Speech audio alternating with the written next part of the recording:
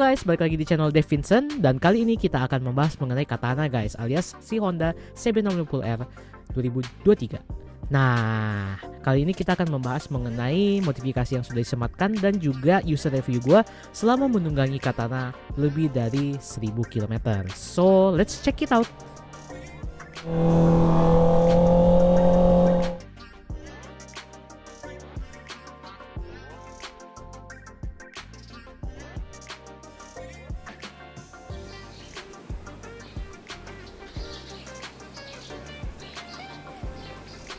Oke guys, jadi tanpa berlama-lama langsung aja kita bahas. Mungkin gua nggak akan bahasin secara spesifikasi ya. Mungkin gua akan lebih bahasin beberapa parts yang gua udah pasang di sini yang mendukung untuk aktivitas touring gua.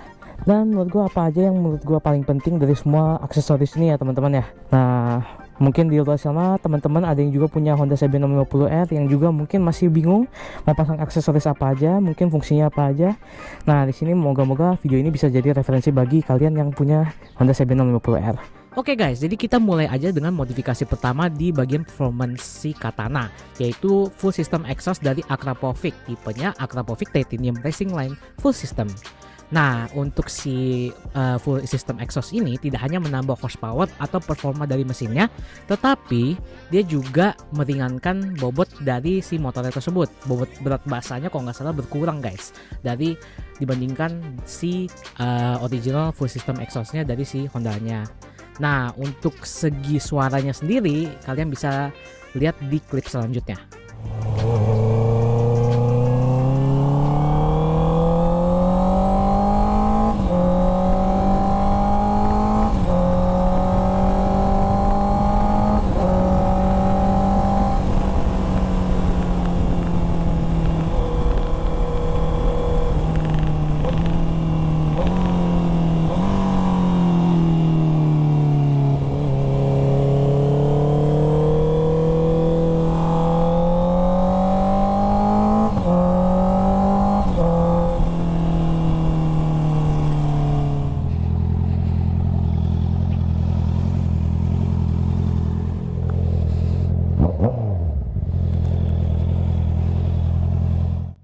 Oke guys, jadi kita lanjut ke segmen aksesoris berikutnya.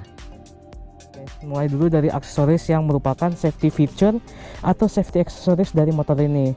Hal pertama yang gue pasang di motor ini yaitu radiator guard dari Claw. Fungsinya adalah untuk melindungi radiator dari stone chip. Mungkin kalau kalian lagi touring ada pentalan batu dari depan, nah itu namanya stone chip. Nah, di sini juga bukan hanya dari stone chip, juga melindungi radiator dari debu dan juga mungkin ada kotoran-kotoran yang mungkin akan menyebabkan radiator kalian bisa rusak nih guys. Nah, selanjutnya itu ada frame slider dari WR3 Performance. Nah, untuk frame slider ini seperti namanya ya, dia merupakan slider untuk frame ya teman-teman ya.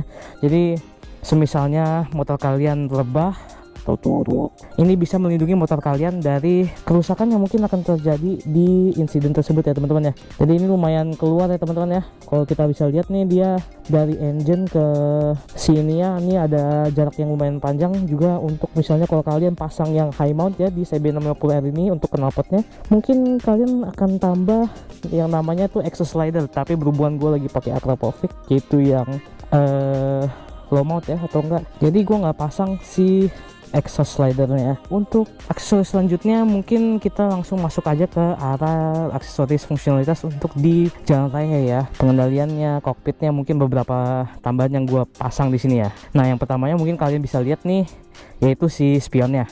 Spion ini gue pasang dari merek Nemo ya teman-teman ya.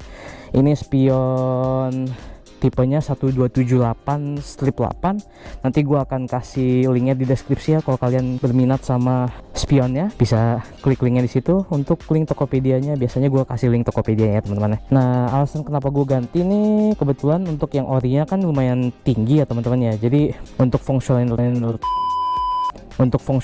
fungsionalitas di jalan raya dan estetik juga tentunya agak terlalu tinggi gitu, jadi agak menghalang pandangan ke depan, kayak jadi kurang elok gitu motornya. Nah, makanya gua ganti si spion Nemo 1278 gitu. Nah, selanjutnya gua ada pasang cover speedo. Sebenarnya ini kalau misalnya kalian beli ini motor ini, kalian nggak akan dapat cover speedo. Kakaknya ini CB1000R, sebenarnya dia udah datang sama cover ini nih untuk si tipe CB1000-nya, tapi untuk CB650R yang 650cc dia nggak dapat ini, jadi kalian harus beli terpisah di Tokopedia. Nah mungkin kalau misalnya masih ada linknya gue akan kasih juga di deskripsi. Nah dari situ selain itu gue juga ganti master rem sama juga master kopling ya teman-teman ya. Ini dua-duanya ini dari merek CNC Racing all black ya teman-teman ya. Kenapa gue milihnya all black? Karena memang ada project yang gue akan lakuin untuk nih motor, jadi nggak akan berubah. Dia punya warna-warna steel kayak gini, jadi kayak merah sama hitam gitu ya teman-teman ya. Tapi ya masih perlahan-perlahan gue lakuin ya, kelihatannya lebih sangar. Karena untuk si master kopling sama master rem orinya tuh dia pakai warna chrome atau chrome steel gitu, jadi dia agak kurang elok lah kalau gue bilang sih. Nah kalau ini lebih enak dilihatnya, plus juga dia adjustable ya teman-teman ya, bisa di adjust sesuai dengan preferensi kalian juga, seberapa dekat kalian mau untuk dead zone nya dan seberapa jauh dead zone untuk kopling dan juga master rem kalian. Ada juga salah satu fitur yang gue suka nih dari master koplingnya, terutama nih untuk master kopling dari CNC Racing ini. Kalau menurut gue perbedaannya dari si yang ori ini, kopling jadi sedikit lebih ringan ya. Jadi kalau misalnya kalian ketemu macet, main-main kopling tuh agak lebih enak gitu. Selain itu, gue juga ada pasang mount GoPro nih. Ini dari Motowolf ya. Oh ya, ada juga safety feature yang ketinggalan nih, yaitu si tank pad ya. Jadi gue ada side tank pad dan juga ada center tank pad. Nah untuk center tank pad ini gue ambil dari brand Harris ya. Ini menurut gue desainnya, gradasinya gue suka. Size nya tuh nggak gede, dan juga kalau untuk dia tank pad, dia punya tank pad tuh dia nggak terlalu tebel ya guys. Jadi serasa nyatu sama si tangki motornya. Nah untuk side tank padnya gue pasang dari Project One.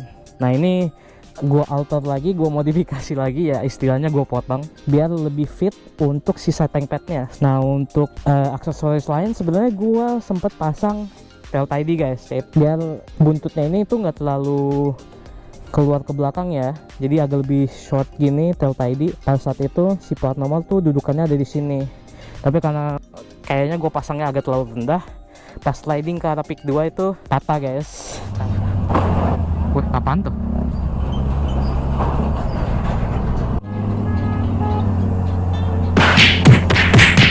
Katanya suruh berhenti katanya. Oh no. Karena pas kita riding kan jalannya cukup bumpy, kompresi si suspensinya cukup dalam. Nah itu kena si ban, makanya dia patah gitu. Nah mungkin gue akan bahas selanjutnya mengenai riding ergonomi ya. Untuk riding ergonomi motor ini tentu saja mungkin kalau gue bilang agak sporty, tapi kalau bisa dibilang untuk touring masih agak touring friendly nih teman-teman. Kenapa? Karena dia handlebarnya kalau menurut gua nggak terlalu nunduk teman-teman. Apalagi kalau di luar sana gua kenal beberapa teman yang juga memasang ada riser untuk si handlebarnya. Kalau nggak salah itu ada available dari SW Motek ya teman-teman ya. Nah untuk seat heightnya sendiri, dia seat heightnya di 81 cm atau enggak 810 mm, dan menurut gue nih cukup short rider friendly karena dengan postur badan gue 165 cm gue bisa napak hampir sempurna, tapi ya nggak napak sempurna banget. Tapi kalau misalnya kalau kalian lihat kaki kanannya standby di rem belakang dan up di pack, kaki kiri gue bisa napak sempurna. Begitu juga kalau misalnya kaki kiri gua standby di gear pedalnya dan juga kaki kanan gua napak. Nah itu napak sempurna guys. Jadi so far ini motor super friendly banget. Dan kita masuk lagi ke mungkin riding impressionnya ya. Kita ride dulu. Oke guys, masuk kita di bagian apa ya, test ride. Yo, sekalian kita bahas nih guys mengenai beberapa kelebihan dan kekurangan dari si CB650R setelah gua make lebih dari 1000 kilo sekarang. Udah 1171. Ini juga sempat kemarin ya, gue udah pakai ke Puncak 2 guys. Asli sih itu pertama kali gue bawa si ini nih masuk ke medan-medan yang kayak gitu, apa, jalan yang gak rata, banyak tanjakan tiba-tiba. Dan surprisingly motor ini capable banget guys untuk touring. Jadi tambah pede aja nih kalau gue bawa nih motor untuk touring ya. Makanya kita bahas dulu deh kelebihan kekurangannya nih dari si Katana. Pertama sih yang gue bilang kelebihannya dari si Katana nih, ya tahu sendiri kan trafficnya di Indo tuh kayak gimana. So itu salah satunya tuh yang dimiliki oleh Katana. Kelebihannya yaitu si mesinnya guys. Mesinnya smooth, deliverynya enak untuk stop and go nya untuk 650 cc. Kalau 650 cc tuh enak pol guys. Itu yang gue suka. gue nggak kencingin jaket gue nih karena aduh panas hari ini guys, gila. Ini 2 hari sebelumnya tuh matahari nggak keluar, sekarang keluar guys. Katana tarikannya juga nggak terlalu jahat banget guys. 650 cc itu enak banget kalau di Indo ya. Stop and go nya kita lihat kan padatnya tuh Jakarta tuh, itu salah satu kelebihannya. Powernya nggak terlalu banyak, nggak terlalu gede, stop and go nya enak. Kalau deliverynya smooth karena dia 650 cc inline 4, makanya dia power delivery smooth banget. Ini juga nge-ref ke hal kedua yang gue suka sama CB650R yang berkaitan dengan traffic di Jakarta, dimana kita sering banget lane splitting guys. Contohnya kayak gini nih, kita bentar-bentar ke kiri, bentar-bentar ke kanan, bentar-bentar ke kiri, ya pokoknya go with the flow lah istilahnya kalau di traffic di sini. Yaitu size Katana guys. Size Katana tuh enak banget untuk lane filtering, untuk apa ya, berdansa di kota Jakarta itu katanya tuh. Hehe. Berdansa di kota Jakarta tuh enak sekali dengan ini motor, karena memang dimensi motor ini nggak terlalu gede ya teman-teman ya. Dia punya ground clearance di 148 mm. Seat height-nya juga enak 81 cm. Jadi untuk short riders kayak gua gitu loh ya, nggak terlalu apa ya, mengintimidasi motornya. Dan juga motornya short rider friendly, jadi untuk kayak lane filtering dimana kita harus kayak kadang kita harus napak kaki, kadang kita harus ngedep gitu lah namanya, nggak kagok kitanya karena motornya ketinggian gitu. Itu udah 2 ya, jadi dimensi sama power delivery-nya. Ini gue pengen ke chip moto dulu nih guys. By the way, kalau kalian mau tahu gue beli ini ya, spion ini di mana? Itu di sini guys. Nggak terlalu mahal dan gue suka looks-nya gitu loh. Cuman kelemahannya cuma satu doang sih, bautnya tuh cepet karatan.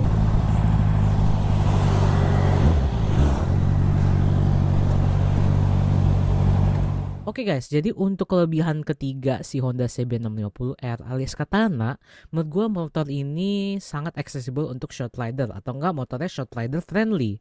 Nah, mengapa demikian? Karena dengan seat height-nya yang 81 cm atau 810 cm, dengan tinggi gua yang 165 cm, istilahnya gue juga termasuk atau terklasifikasi sebagai short rider. Sehingga kalau gue bilang ini motornya cukup friendly untuk rider-rider kayak gua yang memiliki tinggi kayak gua nih. Nah, gitu sih untuk si motornya gitu. Dan untuk bonusnya, menurut gua kualitas bahan yang digunakan untuk produksi motor ini menurut gua sesuai dengan harga yang sudah tertera di websitenya Honda Big Bike guys. Untuk bonusnya itu. So gitu aja sih konklusi kelebihan Honda CB650R menurut gua guys. Dan setelah pemakaian selama lebih dari 1000 km, gue sangat puas dengan motor satu ini. Buset, ini macet banget guys. So mungkin waktunya itu cukup pas banget nih untuk membahas kelemahannya. Yaitu si Honda CB650R ini kalau dibandingkan dengan kompetitor ya, apalagi dari price range, dia kompetisinya tuh dengan cc besar guys. Kalau kita lihat pabrikan sebelahnya Z900 Kawasaki, itu OTR-nya di 265 guys kalau nggak salah ya. Pokoknya jauh lebih rendah dari ini. Itu kalian bisa beli itu, terus habis itu masih masang kayak knalpot full system yang custom gitu, seperti Akrapovic atau enggak Aero. Itu udah cukup banget dananya. Tapi kalau sama ini, wah harus nambah lagi guys, kisaran 300-an lebih dikit baru dapat kira-kira ya motor dengan knalpot full system yang custom kayak gini. Kalau gue kan pasangnya Akrapovic full system ya, so kayak gini. Gila, ini macet banget dah. Itu kan kelemahan pertama ya, yaitu dari price range-nya. Ini OTR-nya di Jakarta 291 guys.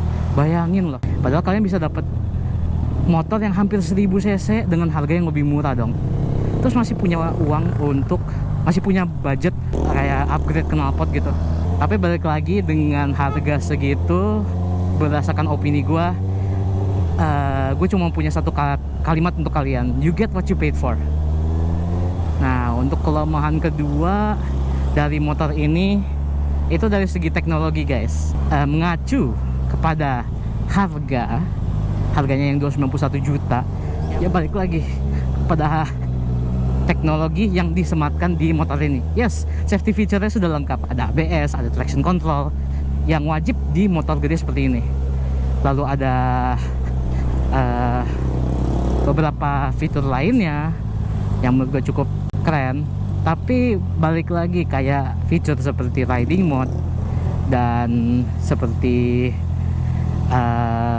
riding mode, terus habis itu ada power mode, itu belum ada di motor ini, yang seharusnya menurut gua untuk beginner rider masuk ke arah 400 cc ke atas itu sebenarnya sih wajib ya, karena satu, kalau misalnya kita mulai dari motor yang agak cc nya kecil tuh kadang kita masih belum bisa merasakan atau kayak mengukur seberapa banyak tenaga yang kita bisa salurkan ke motor ini untuk kondisi tertentu. Nah itu kayak menurut gue yang seharusnya ada gitu, power mode sama riding mode.